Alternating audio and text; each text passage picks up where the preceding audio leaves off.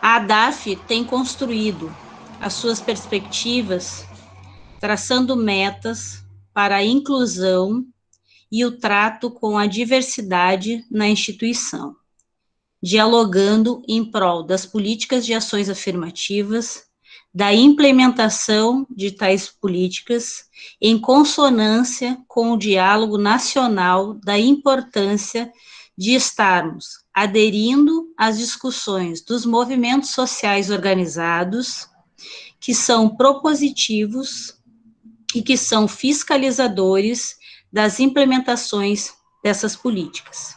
Nesse sentido, essa gestão criou esse órgão de gestão na sua complexidade, onde nós dialogamos com os núcleos de estudos afro-brasileiros dos campings da Unipampa, que somam um total de 10, com o NINA e com o NUGEDS, que é a novidade dessa gestão, que é o Núcleo de Gênero, Interseccionalidades e Sexualidades.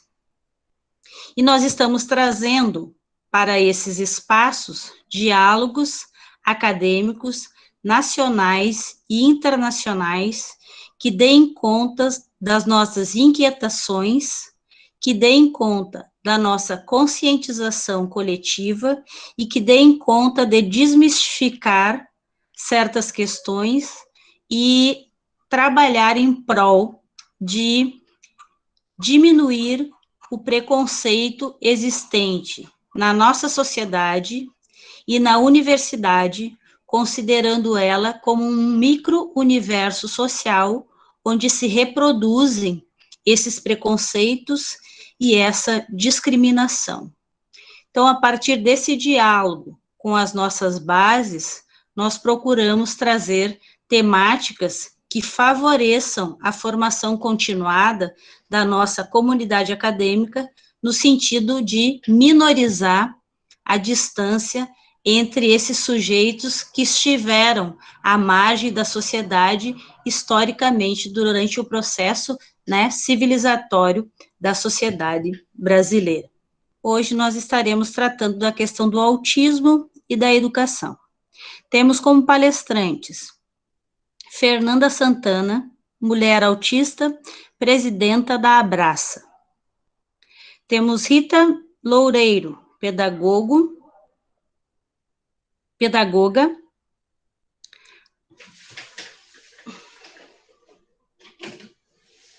Esqueci do meu óculos.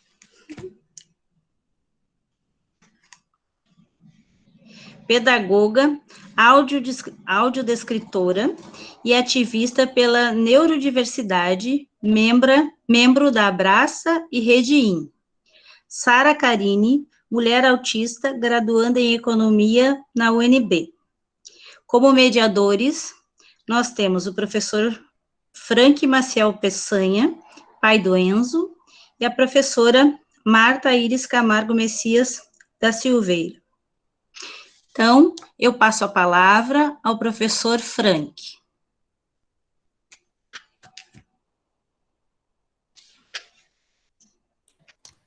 Pessoal, boa noite. O tema, então, que a gente vai conversar hoje é autismo e educação. Então, a ideia é que fale sobre o tema quem entende, quem vive, quem sabe. Então, por isso, quem vai falar são as 3 convidadas que a gente tem, que são, então, a Fernanda, a Rita e a Sara. A gente vai trocar umas ideias aqui sobre alguns temas relacionados ao autismo e educação. E, no final, a gente abre aí para vocês fazerem umas perguntas e tal. A gente seleciona algumas no final e a gente vai respondendo.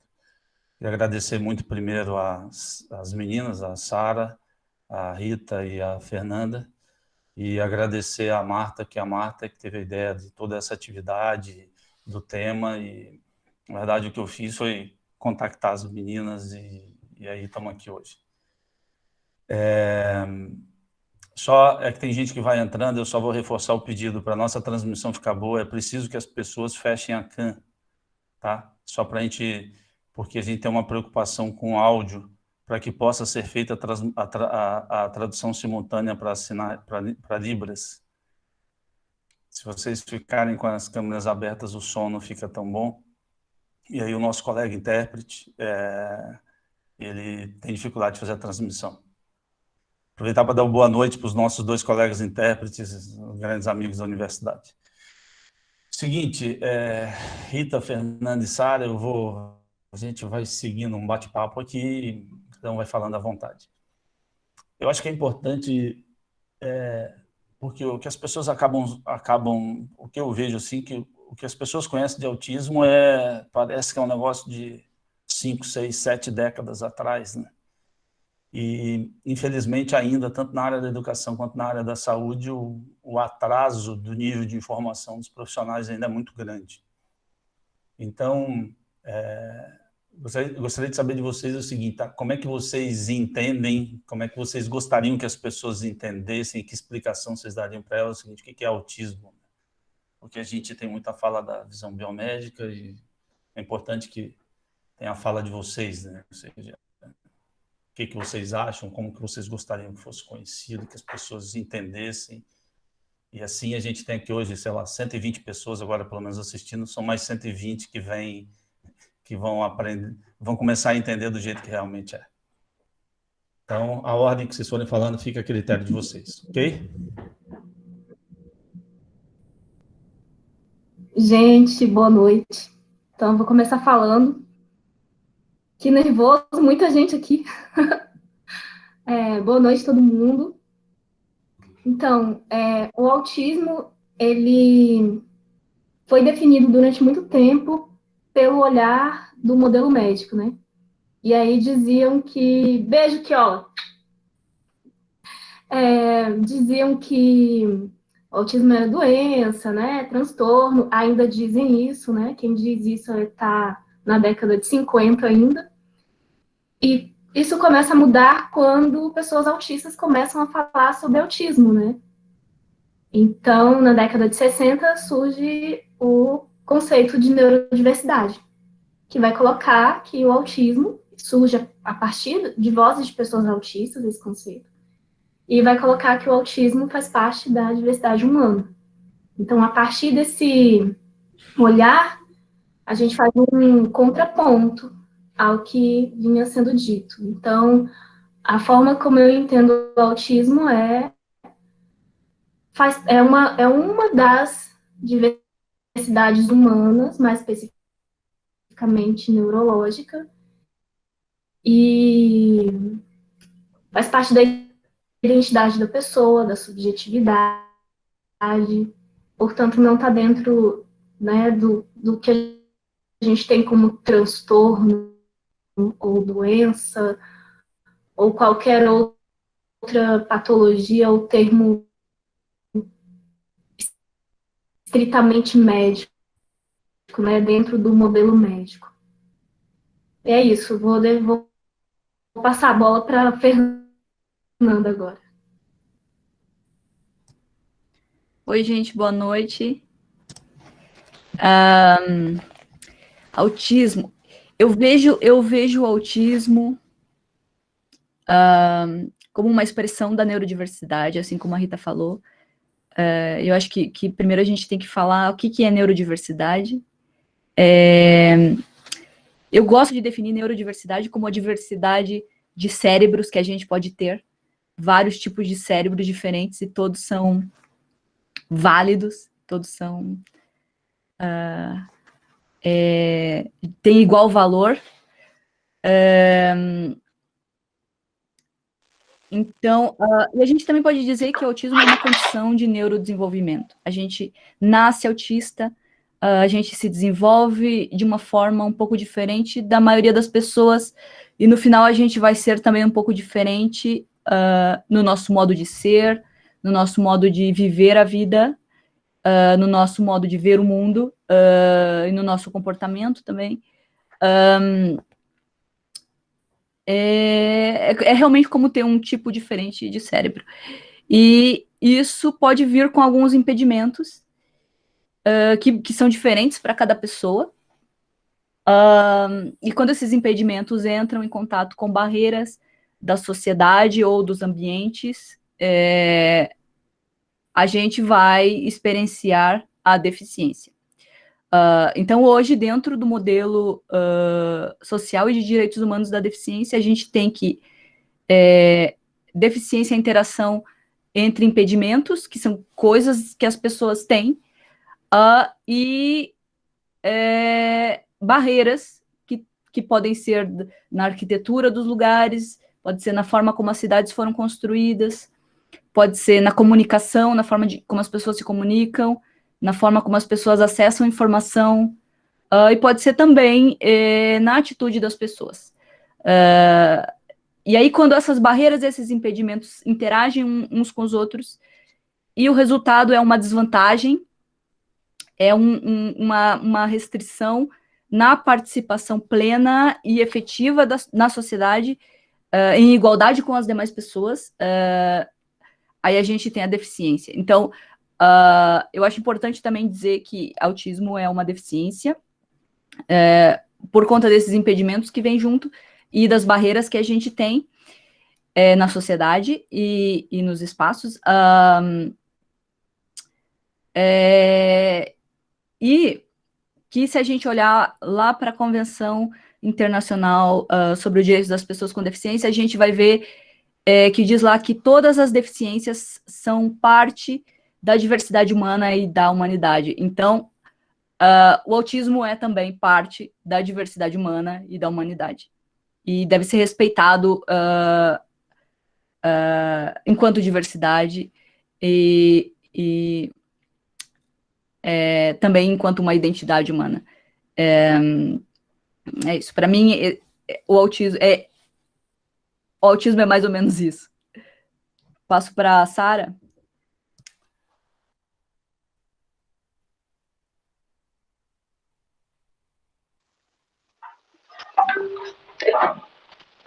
Olá, para mim o autismo é minha forma de ser mesmo, de interagir com o meio, que é um pouco diferente das outras pessoas, mas é só isso.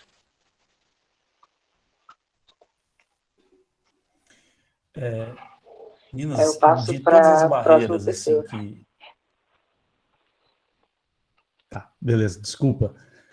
De todas as barreiras que vocês experimentam e vivenciam, vocês acham que a barreira atitudinal talvez seja a pior de todas e talvez seja a que a gente possa mais trabalhar e deva mais trabalhar para conseguir mudar?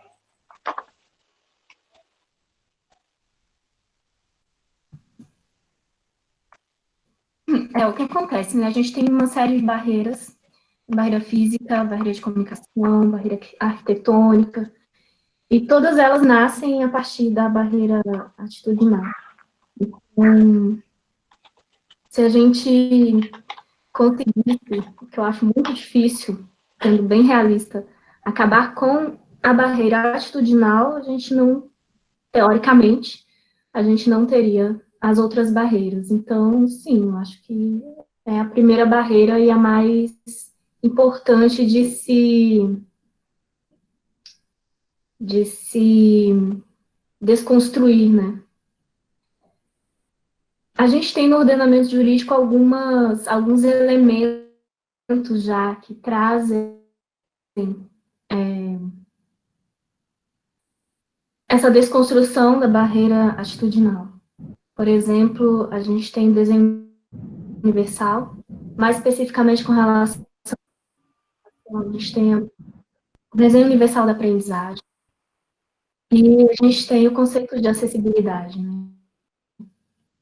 Então, no momento em que todo o ordenamento jurídico atual se desenha no sentido de reconhecer a deficiência, como a Fernanda falou, né, como sendo o encontro entre impedimentos e barreiras, acaba que a gente automaticamente caminha para esse foco atitudinal. Porque se a gente não tem essa barreira atitudinal, então eu não vou, quando eu for desenhar ou projetar um prédio, eu não vou fazer ele já com barreiras, eu vou fazer ele de maneira acessível, né? Eu vou imaginar escadas, portas largas. e todas as formas de acessibilidade arquitetônica. Também vou imaginar conforto acústico, né, conforto sensorial, para que esse ambiente não tenha barreiras para pessoas autistas.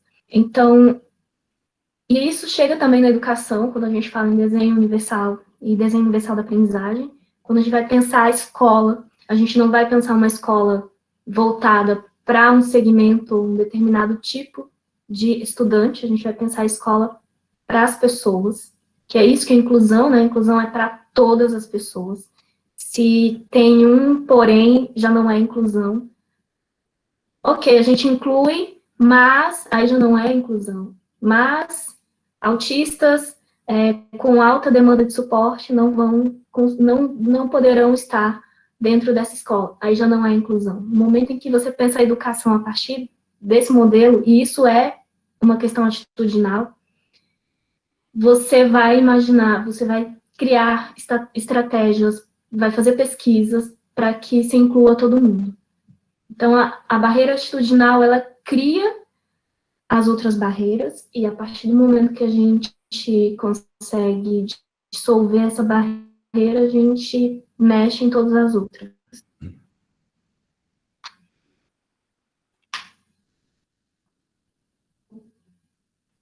Alguma das meninas querem falar alguma coisa sobre essa questão? Fernanda. Da minha parte, achei que tá tudo coberto aí pela fala da Rita, concordo 100%.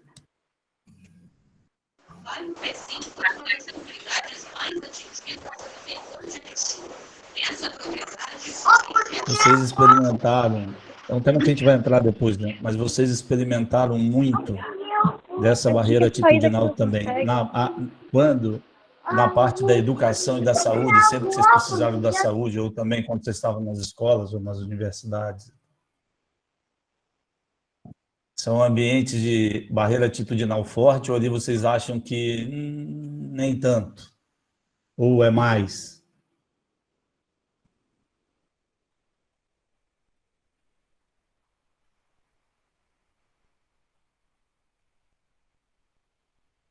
Pode ser, Fernanda? Vai lá.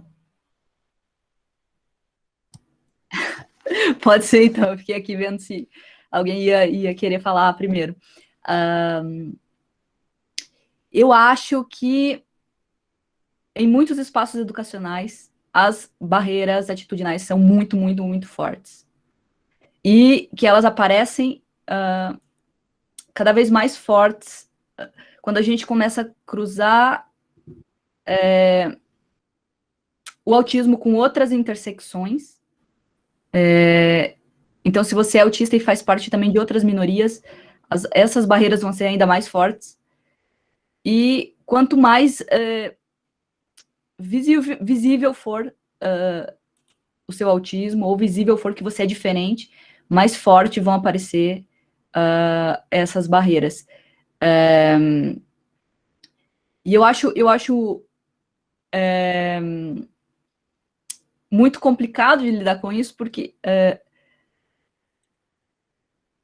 quando a gente encara essas barreiras exatamente nesse espaço, a gente muitas vezes vai ter negado o nosso direito à educação, que é um direito muito importante, um direito fundamental, e que vai depois ter um impacto enorme na vida toda da gente. Então, eu diria que em comparação com outros espaços, não necessariamente a barreira mais forte, mas ela com certeza ela é uma das mais relevantes. Eu deixo para as meninas aí complementarem.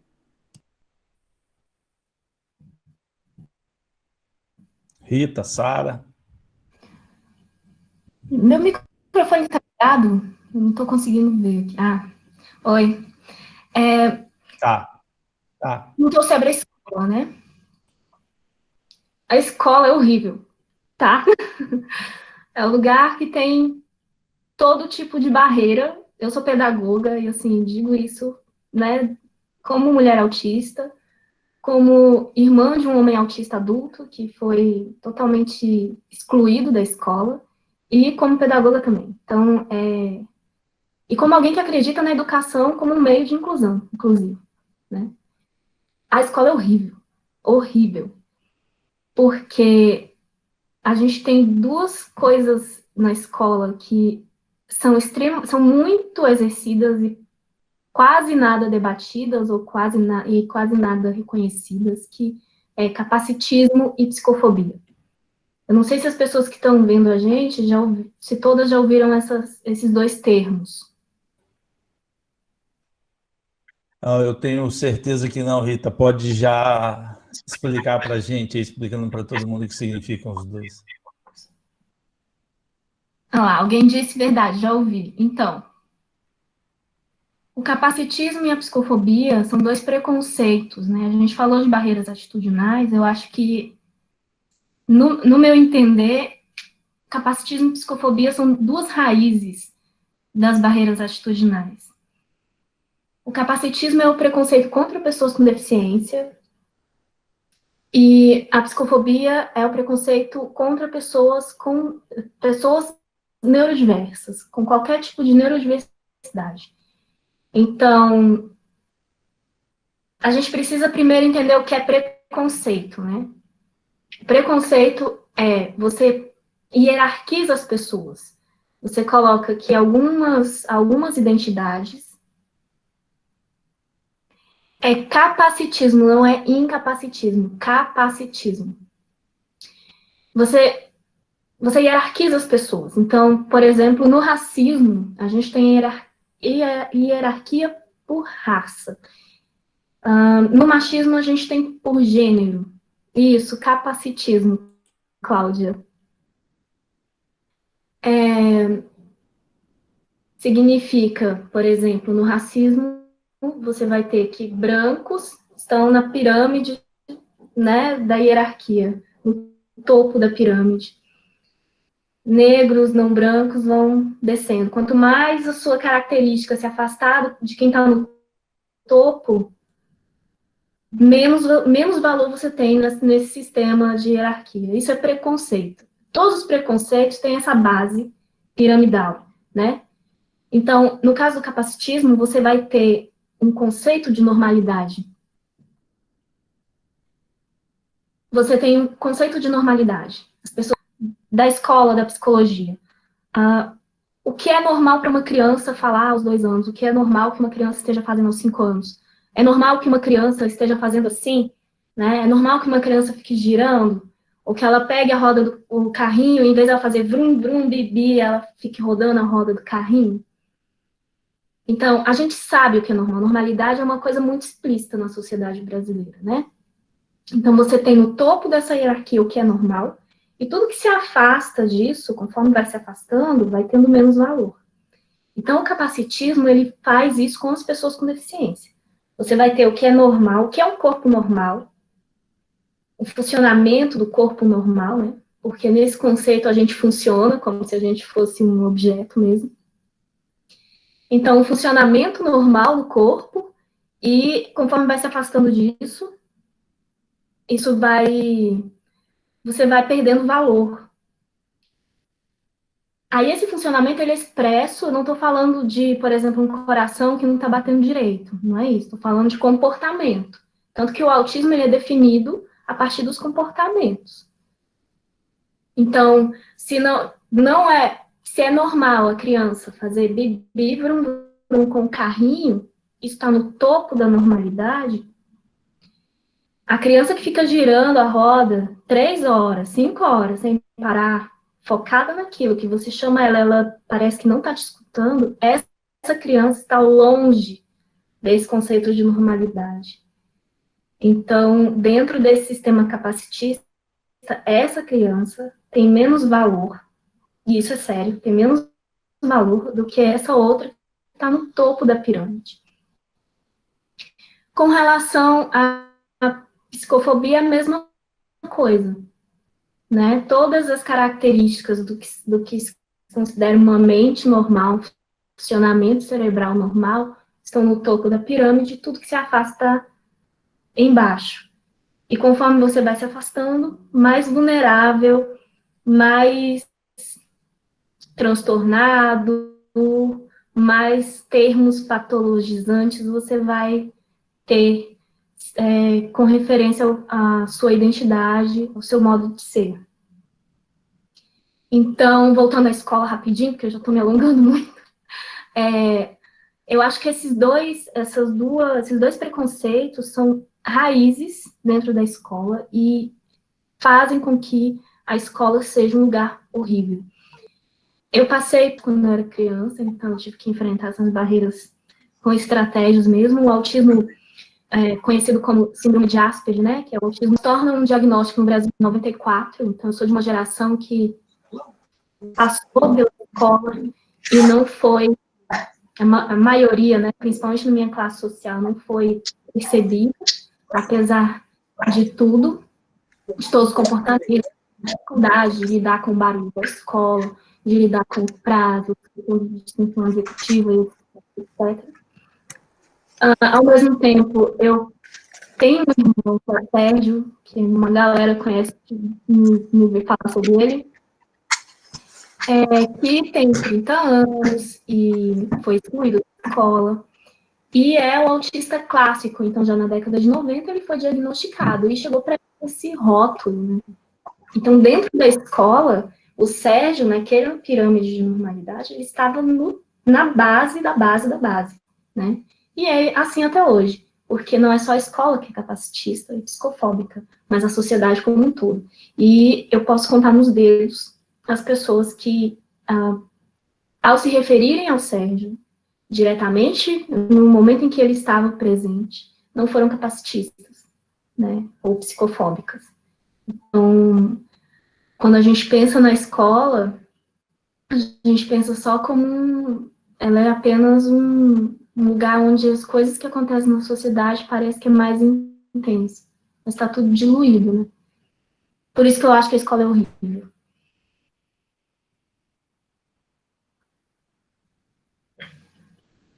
Tinha ouvido falar, eu não entendia esses termos, eu tinha ouvido falar e não sabia bem o que era. Os 134 que estão aqui agora já estão bem explicados sobre o tema. Maravilhosa explicação, obrigado. Só dizer, além de maravilhosa, certamente emocionante. Fernanda,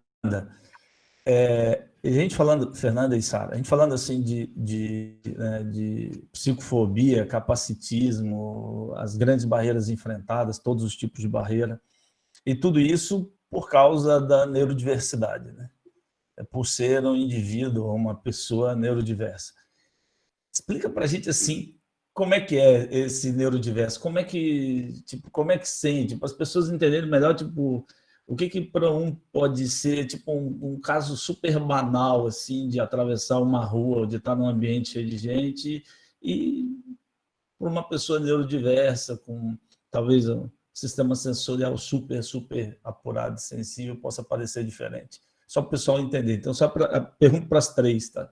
Tipo, como é que é ser neurodiversa no dia a dia, tá? Podemos começar com você, Fernanda, aí depois a gente vai passando para as meninas. Bom, aí tem duas partes essa pergunta, eu acho. Eu posso falar um pouco como é, por exemplo, ser autista. Eu especificamente, eu tenho bastante sensibilidade sensorial. Isso me causa alguns impedimentos no dia a dia, e por conta disso eu preciso fazer algumas adaptações. Então, muito do que eu vivencio por aí no meu dia a dia é mais intenso, e também exige um pouco mais de atenção e cuidado, porque eu sei que se eu me expuser demais aos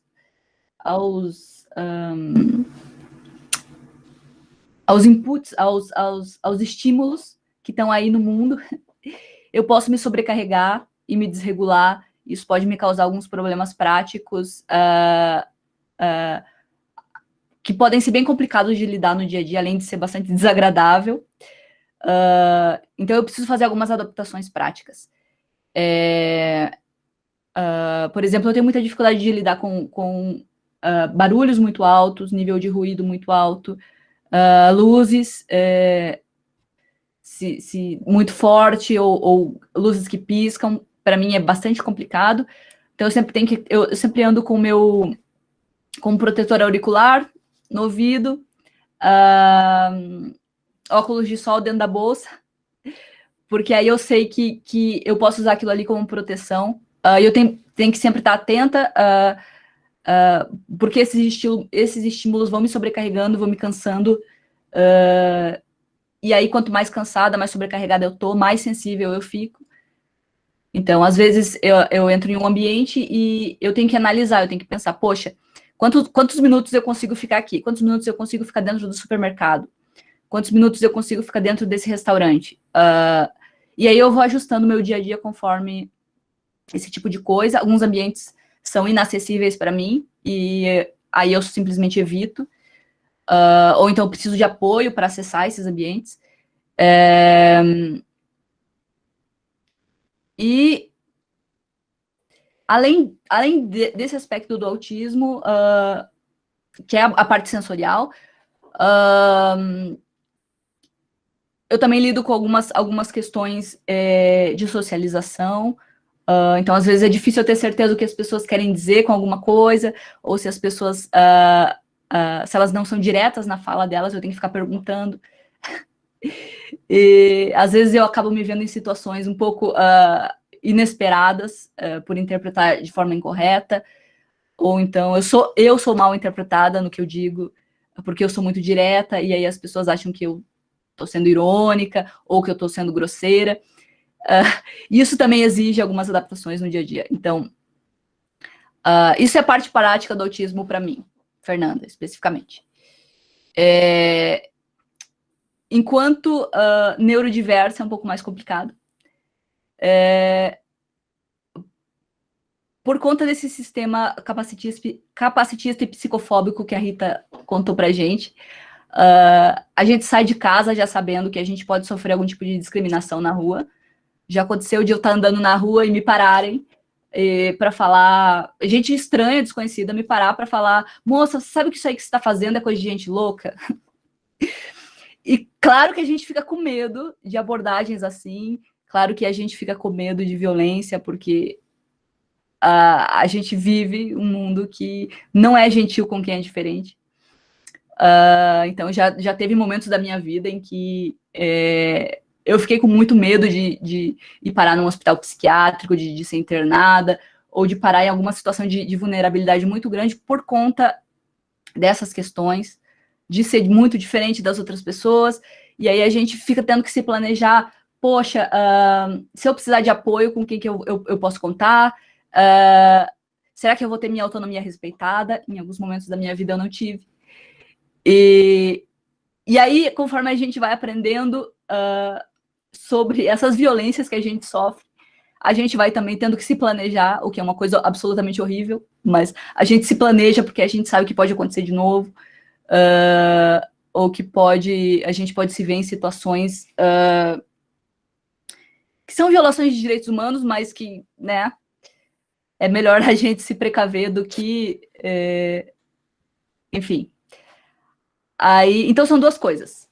São duas coisas que tem a ver comigo mesma e tem a ver com como eu vivo nessa sociedade preconceituosa e violenta em que a gente vive. É isso.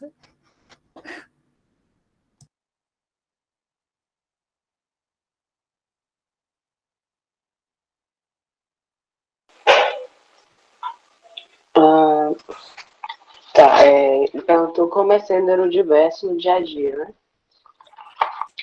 Bom, eu acho bem cansativo, Sara, porque a vida moderna é muito corrida. Oi. Como é que você acha que a sociedade pode ajudar para a gente melhorar tudo isso? Sim. Eu acho que a primeira coisa que as pessoas devem fazer é se informar sobre igual a gente tá fazendo agora. Porque é muito chato ficar repetindo sempre as mesmas coisas, sabe? Tem que falar o que é e tudo. Escutam a Sara? E a segunda é respeitar mesmo as leis que existem para acessibilidade, porque tem muita gente que ignora isso. Acha que é muita coisa, entendeu? Que não precisa disso. Somente alguns professores. Então, essas duas coisas seriam as principais para mim. Escuta, Sara. Tinha corpo.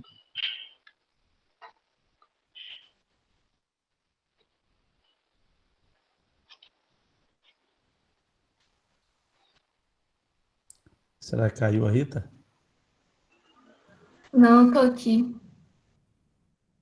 Eu tô aqui, eu sou um pouco você, lenta Rita. aqui. E para você, Rita, como é que é? Diz aí. Não precisa ser para você, né? Pode ser em linhas gerais para que as pessoas também entendam, tipo, como pode ser, né? Sim, estou contempladíssima pela fala da Fernanda e a fala da Sara. Concordo. Para as pessoas neurodiversas, é tipo, muito bom quando uma caminhada como é muito dia a bom dia. ouvir pessoas autistas falando que você fica assim, é isso mesmo, é isso aí. É muito bom. Mas o que eu percebo hoje, assim, que eu acho que é importante falar, né, é que para autistas com menos demanda de suporte, né, como no meu caso, a gente transita nesse mundo das pessoas neurotípicas, né, e às vezes a gente passa por neurotípico. Em muitos lugares eu passo por neurotípica. E aí, quando eu tenho algum comportamento que é nitidamente não neurotípico, aí acontece isso que a Fernanda falou, né? De falarem que é louca, não sei o quê, e nem sempre, e geralmente com um tom de deboche, ou até um tom violento mesmo. Então, a gente desenvolve uma coisa que é uma máscara, né? Que não é essa máscara que a gente usa de tecido, mas uma máscara para...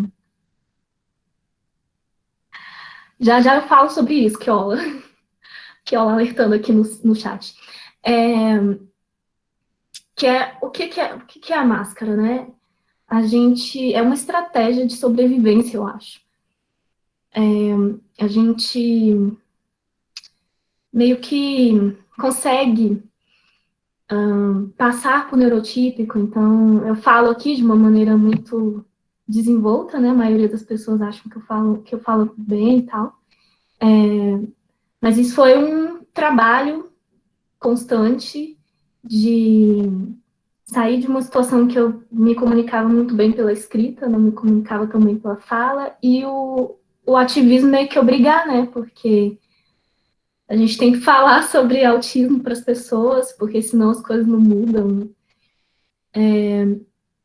Então, a gente, além de tudo isso que a Fernanda falou e que a Sara falou, tem essa questão também, né, da gente ficar transitando e passando por neurotípico, e no momento que a gente apresenta demandas, essas demandas não são reconhecidas, né?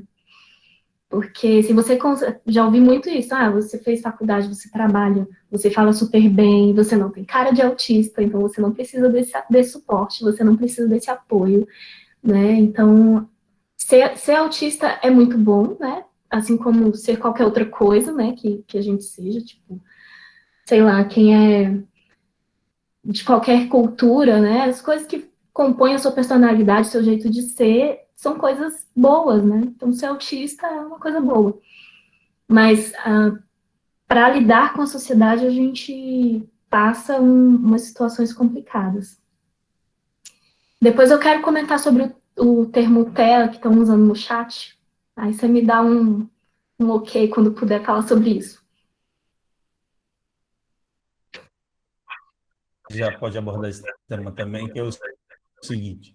Eu vou contar para todo mundo que está escutando aí fora, as meninas, que, não sei, eu não estou acompanhando o chat ali, então, eu não sei se tem gente que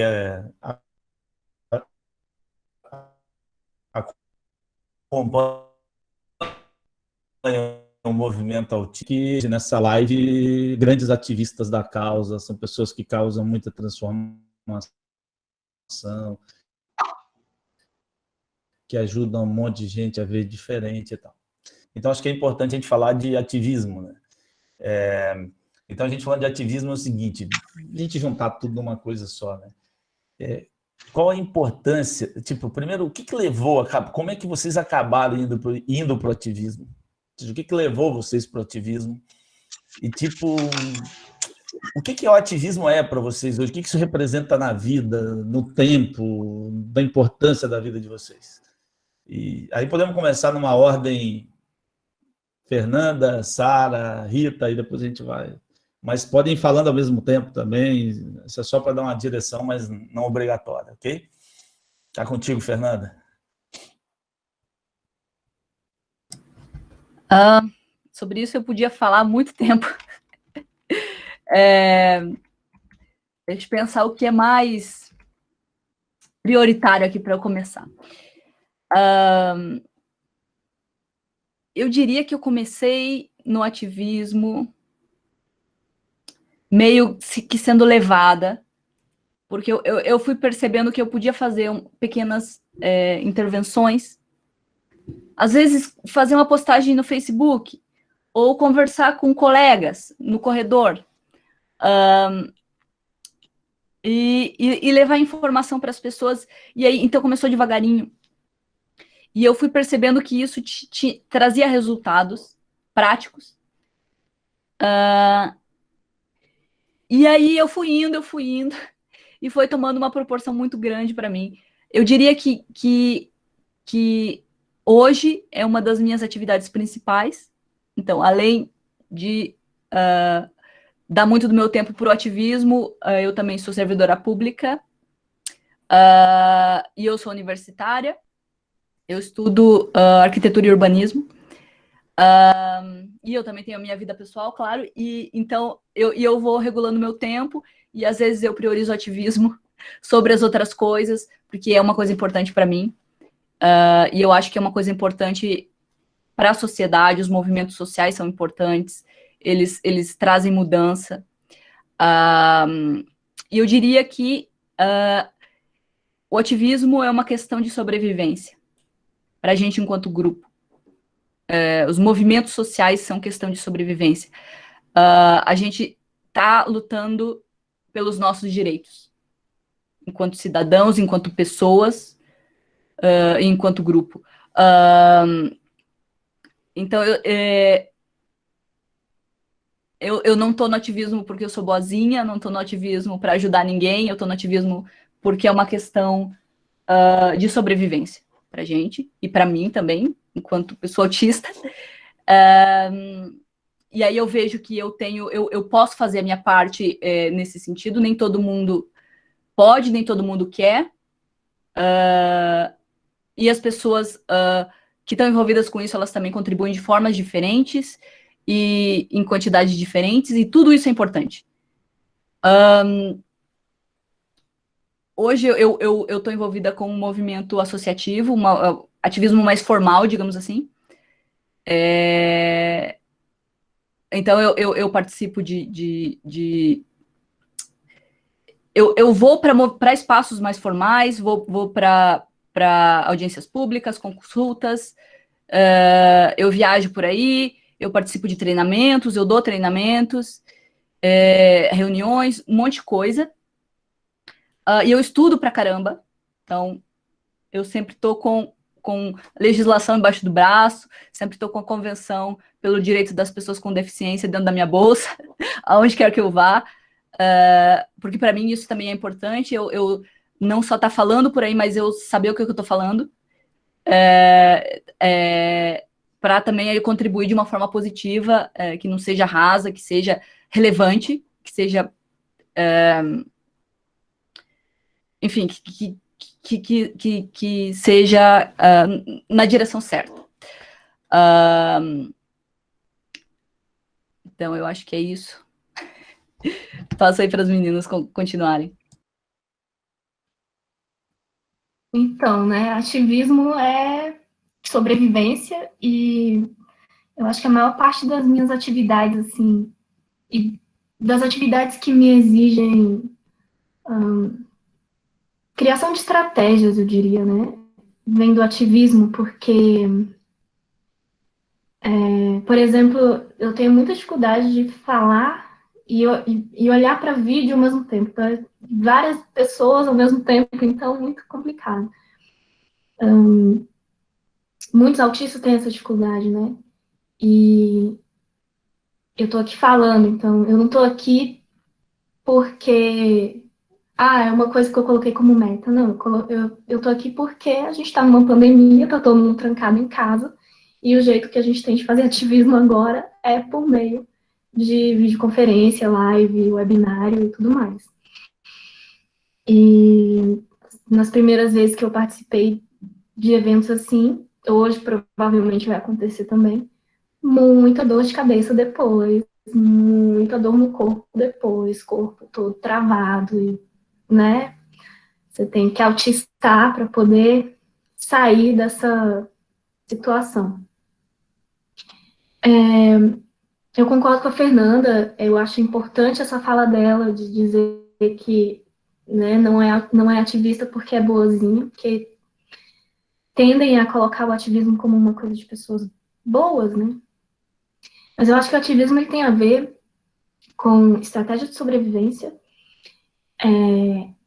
em todos os níveis, né? Porque, por exemplo, o meu ativismo é pela inclusão de pessoas, pessoas neurodiversas, pessoas com deficiência, pessoas negras, né? Pessoas LGBTs. Eu sou muito, muito apaixonada pela diversidade humana, né? Sempre foi um hiperfoco para mim a diversidade humana. Eu queria, inclusive, ser antropóloga. Mas, enfim, fui para pedagogia que lida com a diversidade humana também. Eu acho que é uma questão de inteligência também, porque se a gente for pensar num nível global, a gente está numa pandemia, né? E a gente está com várias mentes pensando soluções. E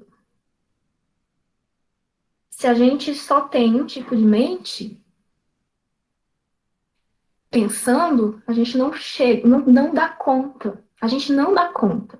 Então, a gente tem uma autista que é famosa no mundo todo, que é a Temple Grandin, que ela diz que o mundo precisa de todos os tipos de cérebro. E é isso, a gente precisa de todos os tipos de cérebro. A gente também precisa de todos os tipos de corpos, todos os tipos de culturas, linguagens, né? A gente está sendo traduzido por Libras agora. O Brasil é um país bilíngue. Isso é fantástico. Então, assim, o meu ativismo é nesse sentido também, né? Da gente... Porque é muito chato um mundo onde todo mundo é igual, sabe? Além de ser muito chato, é um mundo que não vai conseguir lidar com os desafios que a gente tem e que a gente vai ter. Num mundo globalizado, um mundo cheio de coisas imprevisíveis, há um ano atrás, quem diria que a gente ia estar andando de máscara na rua, né? A gente precisa de pessoas acessando o conhecimento. Então, meu ativismo é muito nesse sentido. E mais especificamente com relação ao autismo, eu sempre conto essa história. A gente começou com ativismo de pais. Eu comecei nesse ativismo, muito por causa do meu irmão. Não me entendia como ativista. Eu acho que é esse o momento da Sara. Acho que ela não se entende ainda como ativista. Ela está começando a se expressar e lidar com essa questão agora. Então, eu passei muito tempo, né, lidando com essas questões e tudo mais, sem me considerar ativista. Até que chegou uma hora em que eu entrei no ativismo mesmo, né, e aí é treta atrás de treta e tal. Mas a gente começa com o ativismo de paz, que é a primeira fase de ativismo pelos direitos autistas no Brasil. A gente tem uma segunda fase, que é essa segunda fase que a gente está agora, né, então, a gente tem uma associação de autistas para autistas, presidida por uma pessoa autista, que é a Fernanda, né, da qual eu faço parte, que é a Abraça.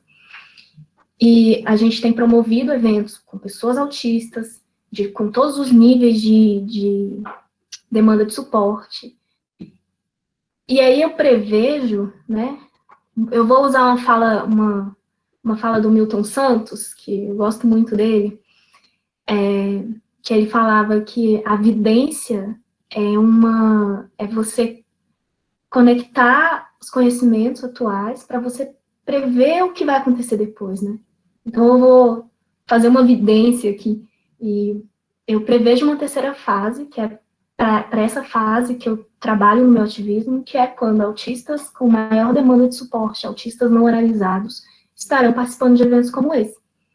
Porque a gente não sabe o que essas pessoas pensam, sentem, o que elas têm para falar, né? E a gente tem recursos para que isso aconteça, então vamos fazer isso.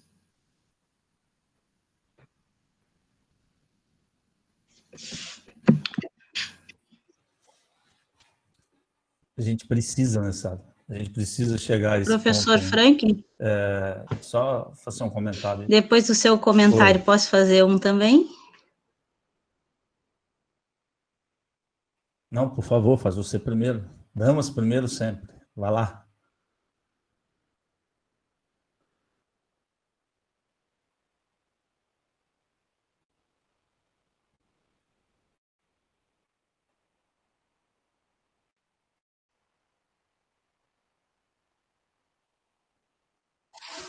Tá sem o áudio, Marta.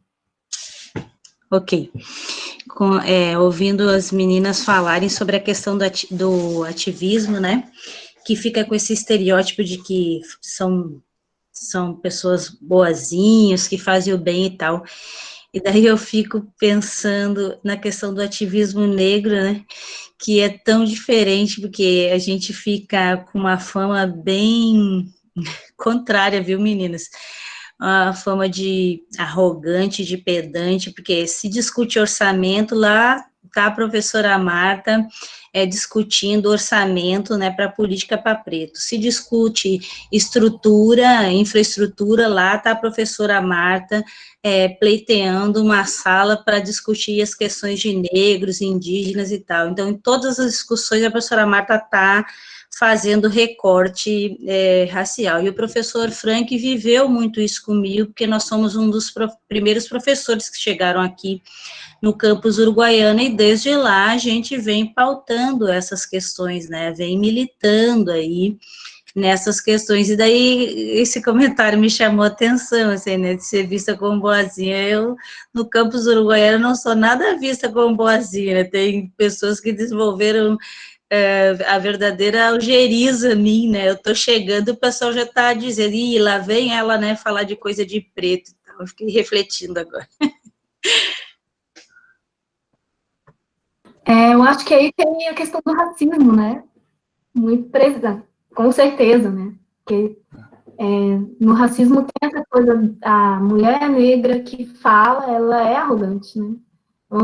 Já tem isso com relação à mulher, especificamente. Aí com relação à mulher negra, mais intensificamente. Se a pessoa estiver falando, defendendo os direitos de pessoas negras, aí piora tudo. Mas no ativismo pelo autismo, eu acho que tem uma questão muito ligada ao capacitismo, porque no capacitismo, o capacitismo se liga muito ao modelo caritativo. E no modelo caritativo, a pessoa com deficiência, ela é coitadinha. Então, se você faz alguma coisa para uma pessoa que é coitadinha, então você é uma pessoa boazinha. Né? São dois tipos de preconceitos que se expressam de maneiras diferentes, eu acho. Estou pensando agora, Fica claro aí, né? não tenho muita certeza também. Não, Rita, eu concordo, e fica claro que muitas vezes o capacitismo e o preconceito, ele vem, tipo, maquiado de uma coisa bonita, né? Tipo, legal, né? Assim, eu tô aqui gastando meu tempo com você e você ainda reclama de mim, né? Mais ou menos assim, né? Tem uma galera assim, né? Tipo, tô aqui, e por aí vai, né? Não vou nem entrar na questão da saúde, mas um dia a gente pode fazer uma para a questão da saúde, do pessoal que ainda no século XXI, terceiro milênio, está buscando a cura, né? A cura para canhoto, a cura para destro, a cura para sei lá o que, tá louco. Seguinte, eu acho que tem muita gente, essa live, se vocês concordarem, depois a gente vai disponibilizar na página da universidade, e tem muita gente das licenciaturas aqui. Eu acho que é muito importante tipo, vocês darem o recado de vocês para o pessoal da licenciatura. Eu acho que, certamente, na universidade a gente vai começar uma discussão que a gente tem que trabalhar para criar leis para que seja necessário ter uma carga horária específica para os cursos de graduação, tanto na área da saúde como licenciatura. Eu acho que é preciso que a gente crie uma disciplina chamada deficiência, para que as pessoas deixem de ter vergonha de falar, de ficar assim, não fala que a pessoa é uma pessoa com deficiência porque fica com mal-estar de falar, ou seja, as pessoas não falam porque elas não sabem, né? Aí vai aquela história, a pessoa especial, é um anjo, você foi tocado por Deus, aquela história toda. Então, acho que é muito importante agora a gente dar um recado para o pessoal das licenciaturas, tanto quem está em formação, como quem já é formado, e pensando no amplo da licenciatura, assim, sabe? Não só a pedagogia, séries iniciais, mas para todo mundo, tipo, o cara que vai ser professor de química, matemática, física, né? Tipo, quais são as dicas, né? Porque, assim, é só para lembrar, a Fernanda faz arquitetura e urbanismo na Universidade Tecnológica Federal do Paraná, a Sara faz economia na Universidade de Brasília, e a Rita é pedagoga formada na UNB. Okay? Pedagoga, audiodescritora, mais um monte de coisa. Então, elas passaram por todos os, digamos, os níveis de... estão passando por todos os níveis de instrução na educacional.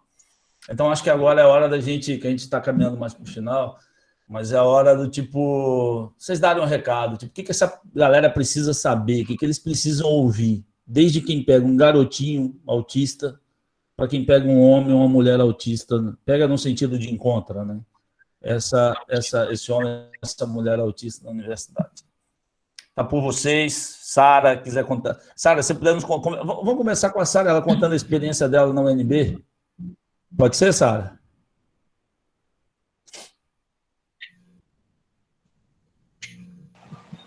Sim, pode ser. Beleza, tá com você.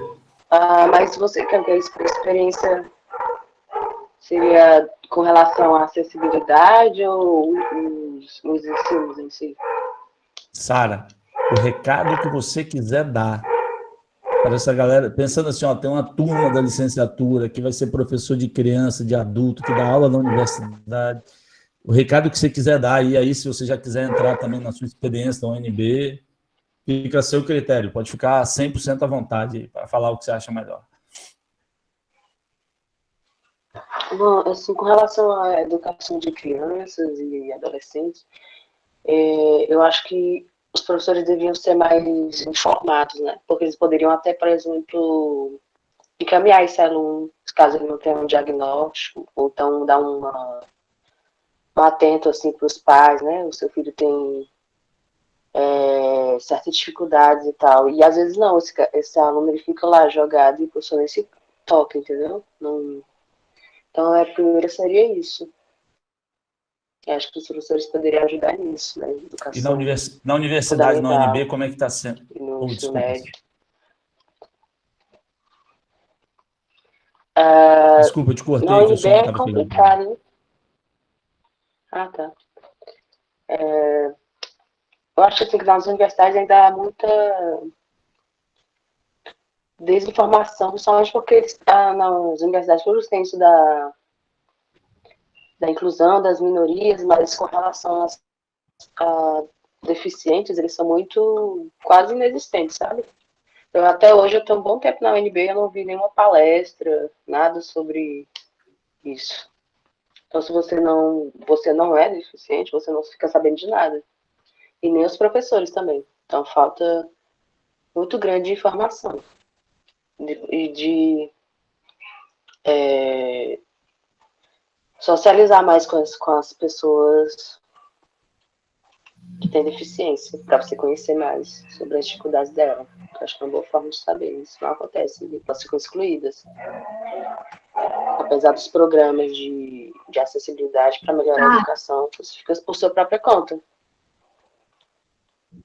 É isso que eu tenho a dizer. Sara. Ok, obrigado. Eu queria... Rita, Fernanda. Eu queria falar com a Sara. A Keola comentou sobre cursos que você teve que interromper na UNB. Você quer falar sobre isso? Não precisa falar se não quiser também. Não sei se você viu no chat. Desculpa, tá falhando, eu não tô conseguindo entender. Ah, puxa. Tá. Quando eu estudei na UNB, eu ainda não tinha diagnóstico, né? Então eu tive que trancar um ano na faculdade, eu quase criei mesmo, muito faculdade no meio das barreiras, né? Então, eu participei dos programas de acessibilidade da UNB quando eu era estudante de pedagogia, mas como tutora, que era, não sei se chamam ainda de tutora, mas o estudante que prestava algum tipo de assistência para um outro estudante. E eu prestava assistência para estudantes com deficiência. Daí que eu comecei a ser audiodescritora. Você conseguiu ver, Sara, o comentário do Keola?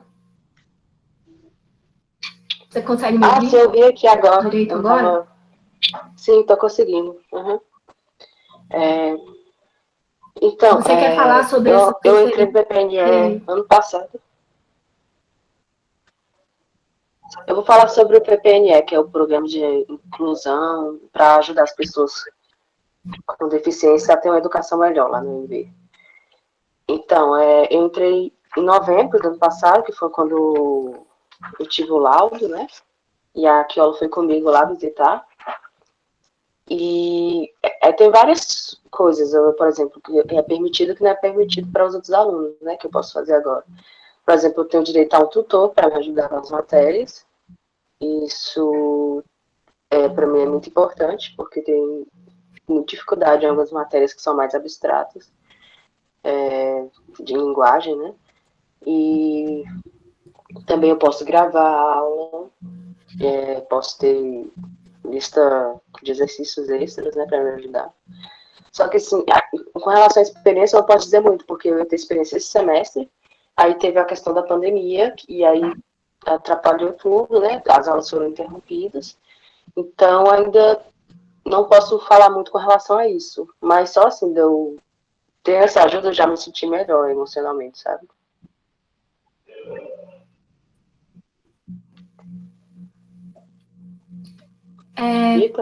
Vou continuar com o meu relato aqui. Então, eu acho que a PNE está fazendo um caminho, né? Lento, como tudo que acontece, é um pouco lento para a gente, que precisa, né, das coisas. Quando eu me formei, o autismo ainda não era deficiência na lei, né? Então, não estava nem coberto pelas ações de acessibilidade da universidade. E eu estou em contato com o pessoal do PPNE, a gente está para agendar uma reunião, inclusive, para falar sobre a figura do assistente pessoal. O assistente pessoal é uma figura muito importante, prevista no nosso ordenamento jurídico, que não existe na prática, né? E o fato dessa figura não existir na prática é uma imensa barreira. Porque imaginem, por exemplo, uma pessoa que tenha muita demanda de suporte, adentrando a escola, essa escola que a gente tem hoje, e que ela precisa de um assistente pessoal para, sei lá, fazer anotações para ela, ou para se comunicar com uma professora, facilitar fazer uma mediação nessa comunicação com os outros alunos, que sem isso essa pessoa não consegue interagir, não consegue aprender as coisas, não consegue acompanhar a turma, enfim. Imaginem essa pessoa, e essa pessoa não tem acesso a essa figura do assistente pessoal, que é a pessoa que vai lá fazer esse trabalho de mediação pedagógica, uma pessoa que tem que entender de capacitismo, de psicofobia, de barreiras, tem que saber direitinho o que é deficiência, já tem que ter né, desconstruído esse modelo médico que a gente tem no Brasil hoje ainda, modelo caritativo e tal, já tem que ter se entendido como profissional, tem que estar dentro da instituição como um profissional também, né, não como uns remendos que a gente vê por aí, de colocar trabalho voluntário, né, ou com uma ajuda de custo. Não, uma figura que precisa ser um profissional remunerado, inserido dentro da equipe, né? Sem esse assistente pessoal, a gente exclui as pessoas. Então, como a gente está se dirigindo a estudantes de licenciatura, eu acho que é importante que vocês entendam que, às vezes, vocês vão olhar para pessoas com deficiência e vão pensar, eu não dou conta, né? Eu estou com uma sala com 33 alunos e tem um aluno que está fazendo flap e girando e gritando, eu não dou conta. Só que o que acontece, o que eu vejo que acontece hoje, e acontece desde sempre, na verdade, é professores, educadores, extremamente sobrecarregados, eles têm a seguinte visão: aquele aluno precisa de um medicamento. Ele está daquele jeito que ele não está sendo medicado. Ou esse aluno não devia estar nessa escola, devia estar numa escola especial. Esse aluno não tem condição de aprender. Esse aluno estacionou pedagogicamente. Esse termo foi usado em relatórios pedagógicos se referindo ao meu irmão, né? Quando justificaram a saída dele da escola, antes da gente ter essa legislação toda. Estacionou pedagogicamente, não aprende, é incapaz de aprender. Isso são leituras que pessoas da educação profissionais da educação fazem. E eu não acho que essas pessoas façam essas leituras por serem más, mas eu acho que elas fazem essa leitura por estarem inseridas num contexto extremamente machista, que joga uma sobrecarga imensa em cima desses profissionais, e eles ficam sem saber o que fazer, e a forma mais direta, mais automática, sei lá, de interpretar o que está acontecendo com eles, é essa, né? De colocar o problema naquela pessoa que tem uma deficiência, que é autista, e que, na opinião deles, ali naquele momento, não devia estar naquela escola, e etc. Quando a gente não tem apoio dentro do ambiente escolar, a gente está excluindo pessoas, seja na escola, no ensino fundamental, 1 ou 2, ou nos cursos técnicos, no ensino médio, ou na universidade, a gente exclui pessoas. Toda vez que vocês entrarem numa escola e vocês observarem que aqueles estudantes são mais ou menos muito parecidos, podem ter certeza que tem barreiras atuando ali para excluir pessoas que não são parecidas. A gente entra na escola, as pessoas são muito parecidas, né? Elas andam do mesmo jeito, elas falam do mesmo jeito, até usam cabelo do mesmo jeito, compram o mesmo tipo de mochila. Tem toda uma homogeneização das pessoas atuando ali. E quando vocês observarem uma criança que está dando muito trabalho, porque essa é a sensação primeira que esses profissionais têm geralmente. Aquela criança dá muito trabalho, aquela criança não deveria estar nesse ambiente. Não, ele não dá conta, ele não consegue, ele devia estar numa escola especial, ele devia estar em casa. Toda vez que vocês sentirem essa tentação, esse impulso, observem quais são as barreiras que estão atingindo aquela pessoa. Porque tem barreira ali, entendeu? Tem barreira atitudinal, tem barreira física, comunicacional. No caso do autismo, tem muita barreira comunicacional. O meu irmão, por exemplo, ele é não oralizado. Então, a barreira comunicacional para ele é gigantesca. E a gente tem um entendimento geral que é muito do capacitismo, aliás, totalmente do capacitismo, que é, se a pessoa não fala oralmente, ela não entende, ela não tem inteligência, ela não aprende. Então, assim, eu acho que se eu fosse dizer uma coisa importante para estudantes de licenciatura, é isso. Ao observarem um ambiente onde vocês vão atuar como profissionais, e perceberem todo mundo muito parecido, ou que uma criança está sendo apontada, um estudante está sendo apontado como problemático, como não devia estar aqui, não dá conta, e etc. Observem quais são as barreiras que estão atingindo essa pessoa.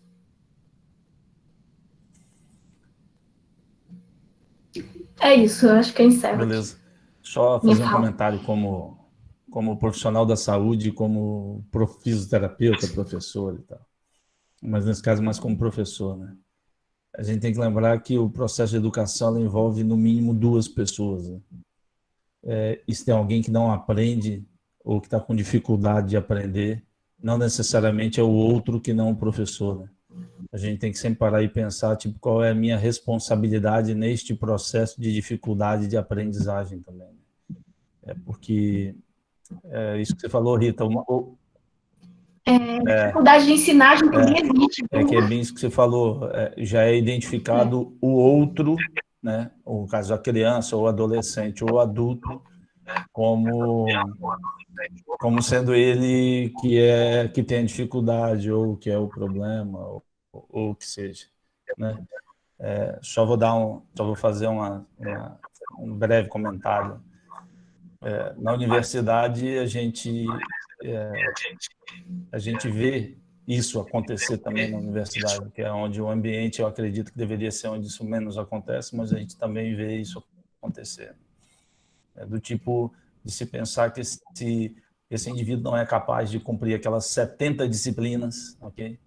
Ele não pode ser aquilo que ele tem condição de ser, mas porque a gente tem uma obrigatoriedade técnica para isso e tal.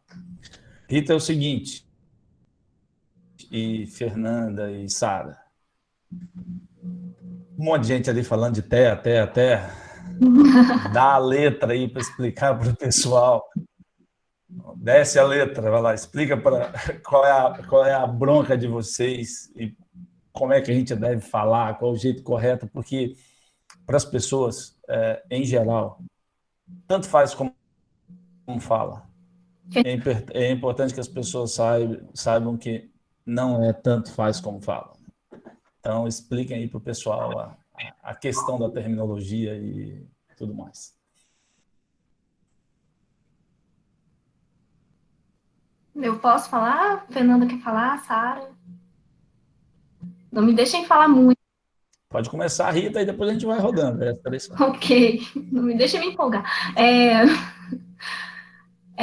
Qual o problema do termo TEA, né? Transtorno.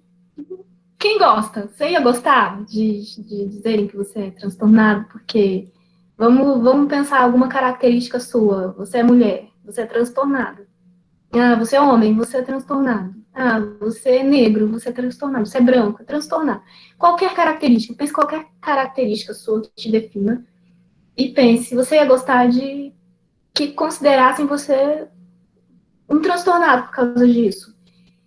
Não é só uma questão de gosto também, né? É uma questão do que isso implica. Se você tem um transtorno, então eu vou procurar remédios para você deixar de ter esse transtorno. E tudo que você faz é porque você tem um transtorno. Então, mulheres, né, pessoas que têm útero e que sofrem com cólicas menstruais, por exemplo, né? Você, nesse modelo, seria considerada uma transtornada e a sua cólica seria por causa de um transtorno, né? Então, provavelmente, a gente teria pesquisas de como acabar com o seu útero, né? Porque no autismo a gente tem pesquisas de como acabar com os instintos, que são os movimentos que a gente usa para se regular e tudo mais. Ou apenas para curtir, né? Não precisa ter nenhuma função também. Ecolalia. Ecolalia, eu não sei se vocês já ouviram falar de ecolalia, mas exatamente, Criolla. É isso mesmo. Transtorno dá espaço para essas coisas de cura aí que a gente não quer. Ecolalia é a repetição de sons, palavras, frases, né? Então, meu irmão, ele fala muito odeia. Porque ele é nervoso, menino. E como uma pessoa não oralizada, ele sabe, né, usar bem os termos que ele consegue expressar. Então, quando ele não quer lavar louça, então ele fala odeia, né? E ele fala isso repetidamente. Seria considerado uma ecolalia. Outro dia, acho que foi ontem, aliás, que eu vi uma psicóloga no YouTube falando que a ecolalia não tem uma função E aí você tem que trabalhar para diminuir a ecolalia. Isso é efeito de alguém que entende o autismo como transtorno. Porque se você não entender o autismo como transtorno, você vai entender que a pessoa está usando uma linguagem, né? O que você pode fazer a partir dali para ampliar a comunicação da pessoa, porque a gente usa a linguagem para se comunicar, né? Para se comunicar, para entrar em contato com outro, com conhecimentos vários. A linguagem, o Leminski, ele diz que a linguagem é uma barata, é o maior barato do ser humano. Melhor do que drogas, alucinógenos, sexo. A linguagem é o maior barato. E eu concordo com ele. Porque você não precisa ter uma função para a linguagem, né? Assim como você masca chiclete, qual a função de mascar chiclete? Pelo amor, fala para mim, assim, a não ser a questão lá do avião que tem gente que usa, né? Não tem. Fumar cigarro, qual é a função de fumar? Não tem. Tem coisa que a gente faz, não precisa ter função. Então, se você entende o autismo como transtorno, você vai, ok, então tudo que essa pessoa faz é por causa do transtorno. Aí o menino tá com dor de barriga, o menino tá com cólica porque tá com gases, sabe? Quem já sentiu cólica de gases sabe que dói pra caramba. Imagina uma pessoa não oralizada com essa dor. Ela vai se debater, ela não vai conseguir expressar o que ela está sentindo de uma forma que as outras pessoas entendam. E eu estou falando isso, estou dando esse exemplo, é um exemplo real, eu já vi isso acontecer. Aí a pessoa que entende isso como transtorno vai chegar e vai falar assim, ele está se debatendo assim porque ele é autista, tem que dar remédio para ele. Aí você está com dor, você está se debatendo para tentar lidar com aquela dor, né? Dor de dente, bem lembrado, Fernanda. Você tá se debatendo para tentar lidar com aquela dor, aí chega alguém, te dá um remédio, deixa grogue, nem seus instintos você consegue fazer mais, né? Não consegue girar, não consegue gritar aldeia, que é a sua forma de lidar com aquilo tudo. Então, assim, além disso, transtorno vai totalmente contra a ideia de identidade, né? A gente traz o autismo para o conceito de identidade, não é porque a gente acha bonitinho, mas é porque a gente quer sair desse campo, desse alvo de cura, de tratamento experimental, de ser usado como cobaia. Porque isso acontece, gente. Há poucos anos, alguém, que eu não vou dizer o nome, mas a comunidade autista sabe quem é, inventou uma tal de erva de São João para melhorar os sintomas do autismo. E saiu gente dando chá de erva de São João para filho autista, né, na esperança de melhorar os sintomas do autismo. Gente, né, por favor. Então, assim, a minha implicância e a implicância da maioria das pessoas autistas com o termo transtorno é essa. E a gente... Quando a gente fala de neurodiversidade, a gente sai desse campo. O comportamento dele é porque ele está transtornado, e a gente passa pro, ok, ele gira a roda do carrinho. Vou girar a roda do carrinho com ele também, vou interagir com ele do jeito dele. Você não chega na casa de alguém, querendo fazer amizade com a pessoa, falando assim, nossa, mas esse seu sofá tá todo errado, tem que trocar. Não, você chega, né? Você chega na casa da outra pessoa e você meio que acolhe o jeito que as coisas estão. Você, né? Mesmo que você ache meio estranho, você não vai sair dizendo para a pessoa que tá tudo errado, porque você quer criar uma interação. Por que com o autista é diferente? Por que chega, o menino tá lá fazendo a ecolalia dele, chega o terapeuta e fala que é errado, que tem que diminuir, que ele tem que tomar remédio? Não, você chega, vê qual é a ecolalia, entende qual é o padrão de linguagem daquela pessoa e começa a mediar. É assim que a gente cria interações saudáveis, né? Para quem gosta de ser saudável e tal. Acho que é isso.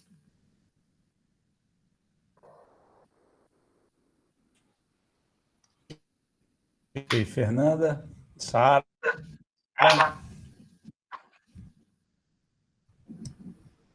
Eu acho que a fala da Rita já me contemplou. Algum complemento, alguma coisa mais sobre o tema?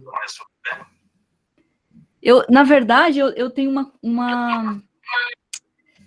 Só uma coisinha para falar, mas não é sobre o termo TEA, é sobre a fala anterior, que eu senti falta de um termo, de uma expressão que eu acho que é importante. Eu estava aqui na expectativa que a Rita ia falar, ela não falou. Agora, ó, eu quero falar, porque eu acho que é uma expressão importante, que a gente tem que lembrar sempre, que é a expressão presunção de capacidade. E eu acho que é muito importante, especialmente para quem vai atuar como professor, você...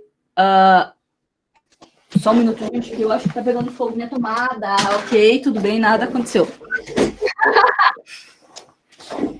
Leve, tá. Enfim, como eu estava dizendo, só pegou fogo de leve, tudo bem. A gente tem que entender que todo mundo é capaz. Esse negócio de incapacidade não existe, tá? Algumas pessoas precisam de mais apoio, algumas pessoas precisam... Aqui tá cheirando muito mal agora. Abri a janela. Ai, que nervoso. Então, algumas pessoas vão precisar de mais apoio, algumas pessoas vão precisar de... Tá, só de leve, só. Só vamos conferir, tá sem fumaça. Fogo em mão, né? Acontece. Enfim, algumas pessoas... Vou começar de novo a minha frase. Vai dar certo. Todas as pessoas são capazes. Vai dar certo. Não existe isso de pessoas que não são capazes de fazer alguma coisa, tá? Algumas pessoas vão precisar de mais apoio, ou de adaptações razoáveis, ou de acessibilidade.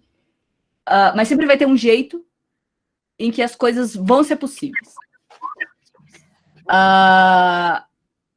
Isso é muito forte na Convenção Internacional pelo Direito das Pessoas com Deficiência. E eu falo muito dela porque é a base do meu trabalho, assim, do meu trabalho como ativista. É a minha Bíblia. A Convenção traz uma mudança de paradigma, que é do modelo médico e de... Rita, tu pode desligar o microfone, por favor? Tá dando eco, eu tô ficando angustiadíssima aqui. Obrigada. Que é do modelo médico e caritativo da deficiência para o modelo social de direitos humanos. Que é onde as pessoas com deficiência do mundo todo dizem a gente não está quebrado, a gente não está estragado, não tem nada faltando em quem a gente não está doente, não está errado. A questão é que a gente lida de uma forma diferente com essas barreiras que estão aí na sociedade, e para lidar com essas barreiras a gente vai precisar de algumas coisas. E como a gente tem os mesmos direitos que todo mundo de participar da sociedade, de ter acesso à educação, de ter acesso à saúde, e uma série de outras coisas. Às vezes a gente fica repetindo demais educação, saúde, esquece dos outros direitos, mas todos os direitos humanos a gente tem nossos direitos sexuais e reprodutivos, a gente tem direito de votar e ser votado, a gente tem direito de participar de todos os espaços, tem direito a lazer, cultura, tudo como todo mundo. Todos esses direitos são importantes. Então, e como a gente tem esses direitos, para garantir esses direitos, a sociedade e o poder público vão ter algumas obrigações, que é justamente no sentido de garantir que esse apoio e essas adaptações e essa acessibilidade estejam lá quando a gente precise. Então, era só isso que eu queria adicionar, esse termo presunção de capacidade, porque eu acho que ele é muito, muito importante, especialmente na área da educação. Eu escuto, de vez em quando, histórias de gente que fala que está passando pela universidade agora, em diferentes lugares do país, e que nas universidades ainda existe esse discurso de que algumas pessoas não são capazes.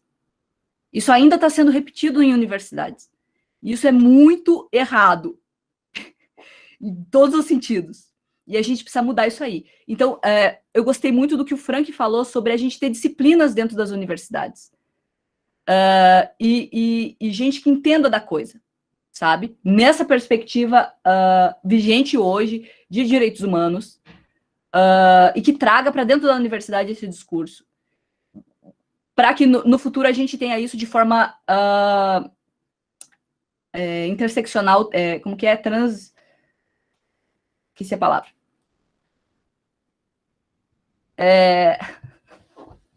Não estou te escutando, Rita, agora liga de novo aí, me ajuda, qual que é a palavra? Transdisciplinar, múltiplo. Muito obrigada, gente. Para que a gente chegue lá, para que a gente chegue lá, a gente precisa primeiro botar profissionais dentro das universidades que tenham essa visão, que tenham esse conhecimento, para começar a trabalhar isso baseado em textos atuais, sabe?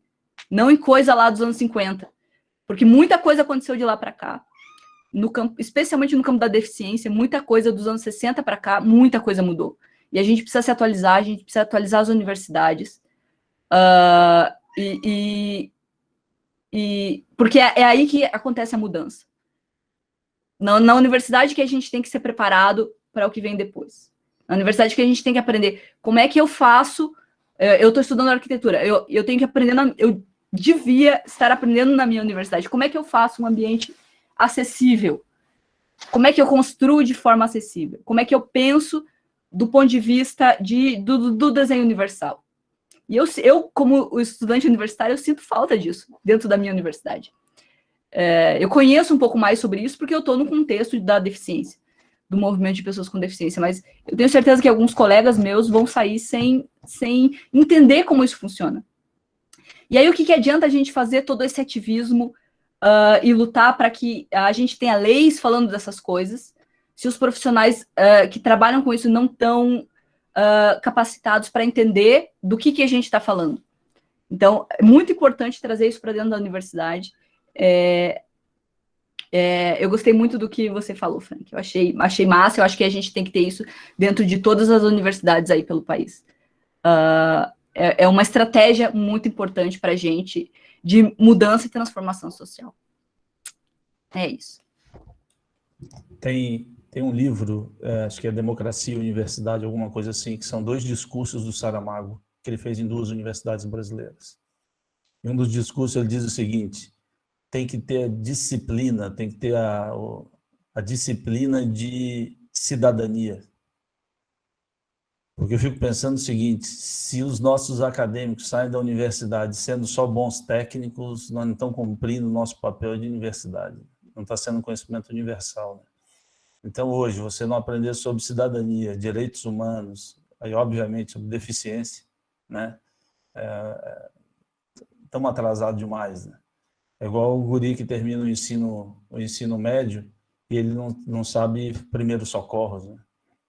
Então, a gente termina o ensino médio e não sabe primeiros socorros, não sabe o que é cidadania, né? Como é que a gente vai exercer cidadania se nunca explicaram para a gente o que é cidadania? Meninas, é o seguinte, a gente caminha para o fim agora.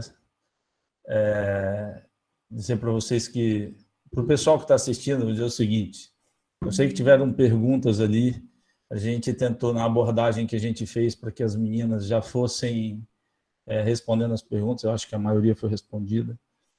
Eu vou só conferir se o nosso reitor está aí, o professor Roberlane, que ele vai fazer uma fala.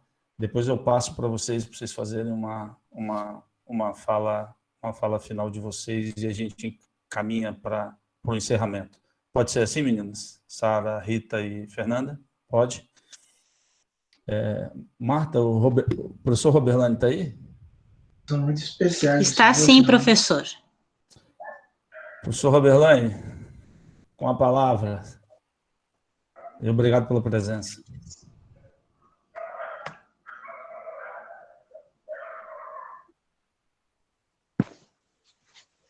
Só antes do Roberlane começar a falar, fazer um pedido para vocês, que eu acho que vai ser bem legal. Se todo mundo puder, para a gente, tipo, para a gente ter um registro, né, disso.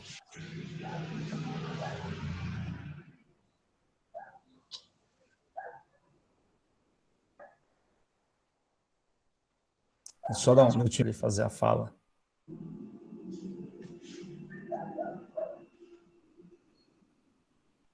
Cadê o Roberlane? Itailson. E lembrar que no final vão ligar a câmera. Estou aqui, gente. Fazer umas fotos, tá? Oi? Professor Berlani, a palavra é sua. Obrigado, Frank. Todos me ouvem? Sim. Bem. Obrigado. Bom, primeiramente reiterar, né, o que eu falei no início, a satisfação de receber a todos e todas, a todo esse público. E, como eu disse, eu confesso a minha ignorância, mas, ao mesmo tempo,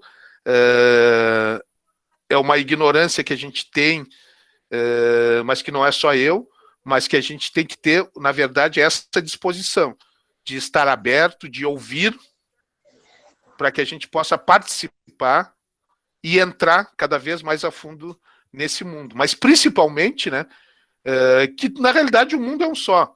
O que a gente precisa é cada vez mais se aproximar.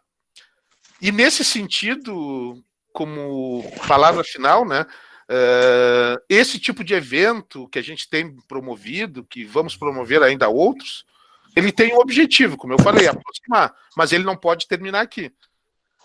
Nós precisamos construir políticas, nós precisamos que essas políticas sejam consolidadas, para que a gente possa, daqui a um tempo, ter orgulho, assim como nós temos a colega da UNB, eu quero ter vários colegas, amigos, que também possam ter a gente possa ter a satisfação de ter a Unipampa.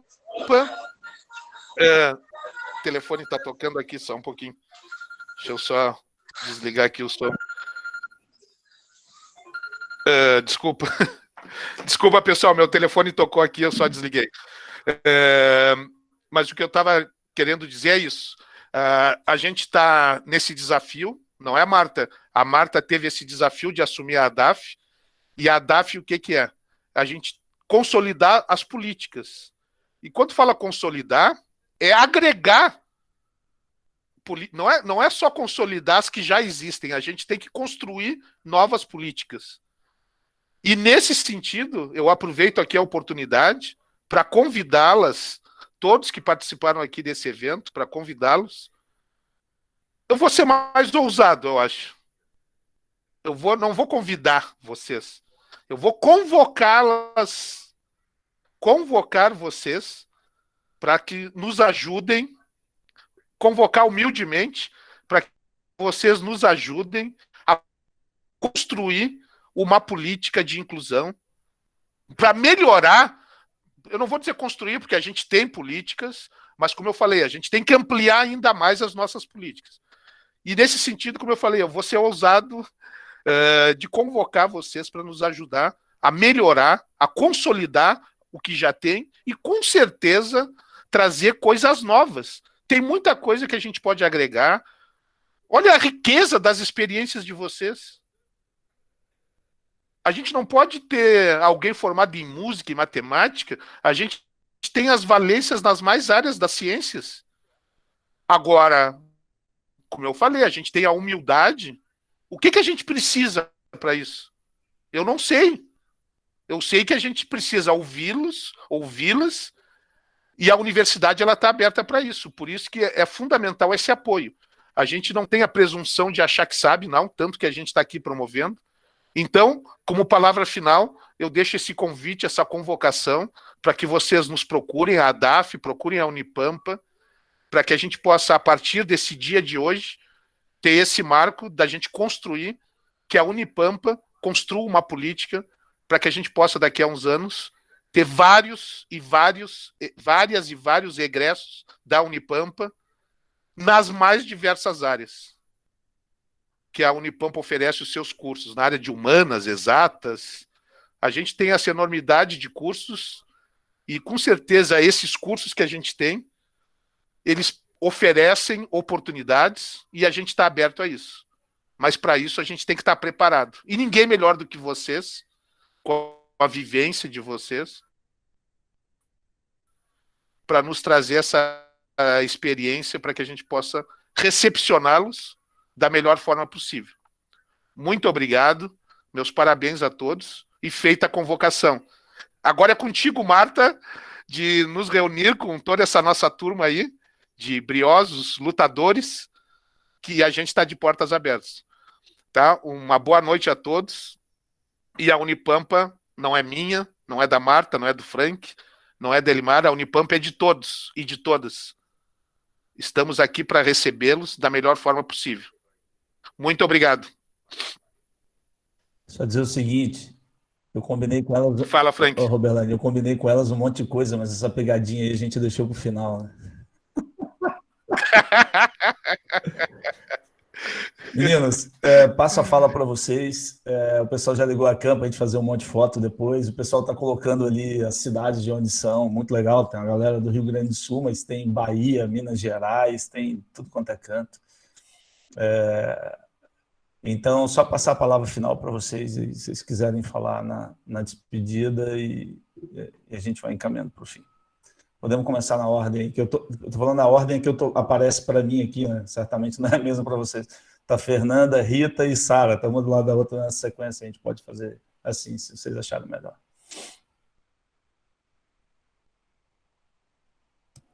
Olha, eu só tenho que agradecer a oportunidade, de verdade mesmo, do coração. Eu acho muito, muito importante esse diálogo com as universidades. Eu gosto muito do espaço universitário. Eu sou universitária há uns 10 anos. Estamos tentando se formar. Um dia vai. Acho que no dia que eu concluir a minha graduação, eu vou até sentir falta, vai ser estranho. Mas, enfim, então eu me sinto muito à vontade, eu gosto muito do ambiente universitário, e eu acho muito importante esse contato da comunidade com a universidade. Então eu agradeço demais a oportunidade de estar aqui falando com vocês, conversando com vocês hoje mesmo. Muito obrigada.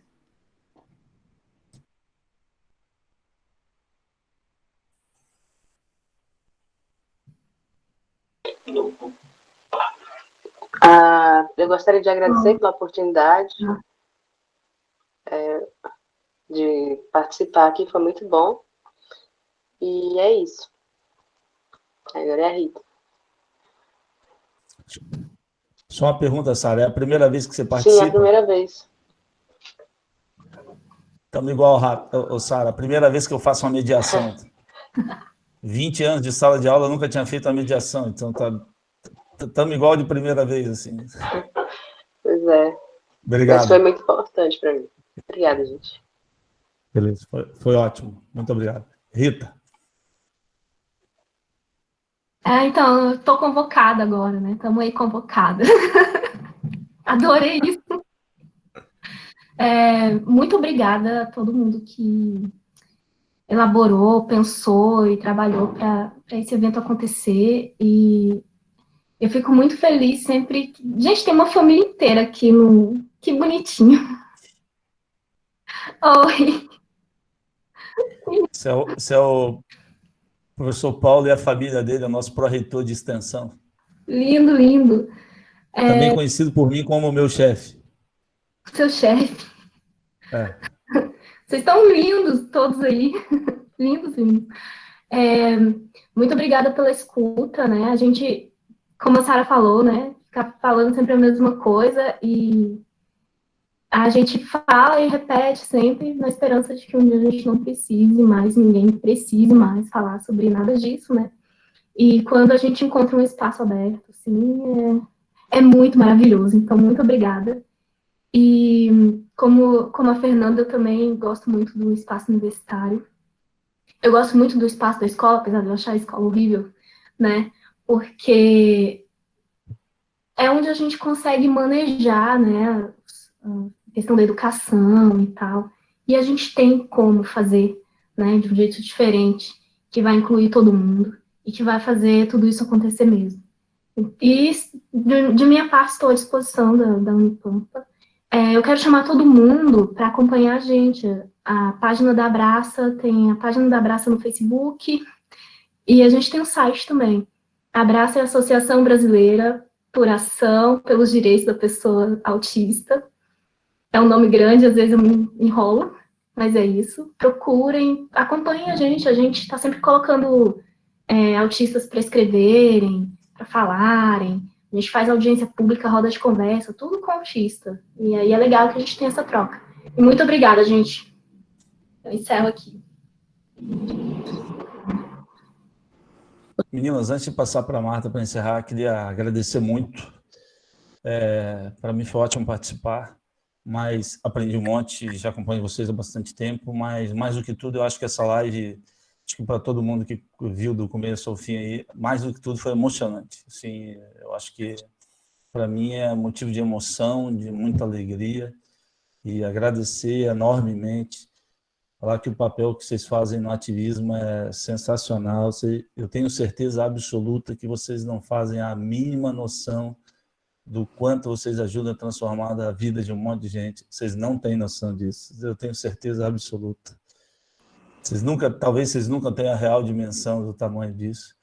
E agradecer. E quem sabe algum dia a gente marca uma outra, focando mais em alguns temas. É difícil a gente fazer a primeira, depois que a gente faz a primeira, a gente vai combinando o resto. Marta, queria agradecer muito o convite de eu estar podendo mediar, um mediador completamente amador, um mediador que não olha para o chat, e as pessoas estavam reclamando, esse mediador não olha para o chat, não olhei para o chat, vocês vão me desculpar, mas o negócio era elas falarem. Qualquer dia a gente faz uma outra, a gente faz perguntas e respostas, mas eu acho que pelo que estava sendo falado ali, a maioria foi respondida. Agradecer a presença de todo mundo, a Marta faz uma fala final aí, mas vamos fazer algumas fotos aí com tela cheia, para a gente poder até divulgar depois. E, de coração, muitíssimo, muitíssimo obrigado. Bem, então estamos encerrando a 11º ciclo de webinários da ADAF, cujo tema foi autismo e educação. Gostaríamos de agradecer as palavras e a presença do nosso reitor, Roberlane Ribeiro Jorge, agradecer ao nosso mediador, professor Frank, que estivesse muito bem para a primeira vez, professor. Obrigado pela sensibilidade e a sua dedicação de tornar real esse momento, de potencializar os objetivos da ADAF, e gostaria de dizer que conte sempre conosco, com a nossa equipe, com essa temática e outras tantas temáticas que a gente tem que discutir na nossa universidade sobre as políticas de inclusão. Gostaria de agradecer as nossas palestrantes, a Fernanda, a Rita e a Sara. Vocês foram fantásticas nas suas explanações, trouxeram várias reflexões para que a gente pudesse ficar pensando, trouxeram várias definições que a gente não é acostumada a ter, né? Desmistificaram muitas coisas, trouxeram termos importantes que a gente, no cotidiano, né, acaba se equivocando no falar, no colocar, né? E trouxeram uma perspectiva de como olhar para o autista e para a autista de uma outra forma, né? De uma outra forma que não é nesse olhar de tratar como coitadinho, mas tratar como um ser, como uma corporeidade, como uma totalidade que está ali e que é preciso pensar sobre ele como um sujeito individual, sim, com as suas particularidades, mas dotados de várias potencialidades como ser humano, e isso é muito importante, né? Essa reflexão que nós fizemos essa noite. Então, parabéns por vocês existirem e por serem ativistas dessa temática. Gostaria de agradecer a todos e a todas que estiveram participando nessa noite. Gostaria de agradecer especialmente a minha equipe da ADAF, que incansavelmente trabalha todas as semanas, né, dioturnamente, para tornar possível os momentos do webinário e dar conta de todas as demandas que a gente tem tido com as políticas de ações afirmativas, com as políticas de inclusão, com as políticas de diversidade na universidade, na interlocução com a comunidade acadêmica, na interlocução com a comunidade geral. Obrigado por serem nossos parceiros e nossas parceiras, né, no cotidiano desse desafio. Desejo uma boa noite a todos e a todos, e que nós levemos para as nossas casas e a nossa vida essa iluminação que nos foi concedida nessa noite maravilhosa de pensar o outro de forma diferente. E daí agora vamos fazer então, né, Frank, a tão famosa foto que o Frank quer aqui para guardar para a posteridade. Uma boa noite a todos e todas. Eu falei, eu me apresentei como pai do Enzo, eu estava vendo se eu conseguia trazer ele aqui para ele aparecer na foto aí. Conseguiu? Vou tentar pegar ele aqui, só um Tá segundinho, bem. um segundinho. Tá bem. Vem aqui, cara, vem aqui. Enzo é um amor. Dá tchau pro pessoal. Vem dar tchau pra galera aqui. Aqui, ó. Olá. Não quero. Vem cá, vem cá. Olha lá, só um pouquinho. Só dá uma olhadinha aqui. Só um pouquinho. Dá Legal. um tchau pra galera aqui. Olha lá. Dá um tchau pra essa galera aqui. Dá tchau. O pessoal te vê Tchau, aqui, ó. Enzo. Dá tchau. E pessoal? Tchau. Vai dormir. Subiu pra dormir já. Então, se eu estou aqui, Tá bom. se algum dia eu entrei nessa brincadeira séria, foi por causa desse rapaz. Então, só queria mostrar para vocês aí. Obrigado. Obrigada, professor. Eu só vou tirar foto. Vamos tirar a foto? Vamos? Eu não tô chegando. Giovanni, por favor.